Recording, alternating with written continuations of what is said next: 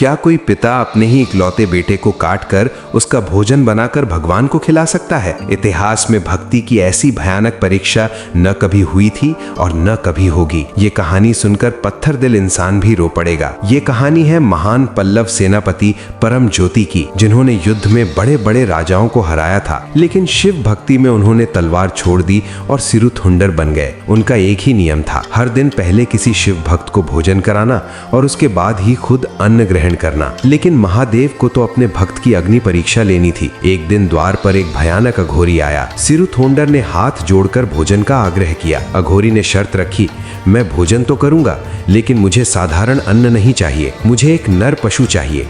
एक ऐसा 5 साल का इकलौता बेटा जिसे उसके माता पिता ने खुद अपने हाथों से काटा हो और काटते वक्त उनकी आंखों में एक भी आंसू ना हो। अगर रोए तो मैं नहीं खाऊंगा। शर्त सुनकर धरती कांप सकती थी, लेकिन भक्त का विश्वास नहीं डगमगाया। सिरुथुंडर और उनकी पत्नी ने बाहर खेल रहे अपने 5 साल के बेटे सिरालन को बुलाया। वो बच्चा दौड़ता हुआ माँ की गोद में आया। माता ने पैर पकड़े और पिता ने अपने ही जिगर के टुकड़े का बलिदान दे दिया। वो मुस्कुराते रहे, क्योंकि शर्त थी कि रोना मना है। माँ ने अपने ही बेटे का मांस पकाया और अघोरी के सामने परोस दिया। लेकिन परीक्षा भी खत्म नहीं हुई थी। जैसे ही अघोरी ने थाली देखी, वो रुक गए। उन्होंने कहा, मैं अकेले नहीं खाता, इस घर में जो बेटा है उसे भी बुलाओ, मैं उसके साथ ही भोजन करूंगा। पिता ने तड़प कर कहा, प्रभु वो अब नहीं आ सकता, वो अब इस दुनिया में नहीं है। अघोरी ने क्रोध में कहा, अगर बेटा नहीं आएगा तो मैं भूखा चला जाऊंगा। हार कर पिता घर के बाहर भागे और जोर से आवाज लगाई, आ जाओ सिरालन, शिव भक्त भूखे बैठे हैं। और तभी कुदरत का सबसे बड़ा चमत्कार हुआ। वही बेटा जिसे कुछ देर पहले काटा गया था,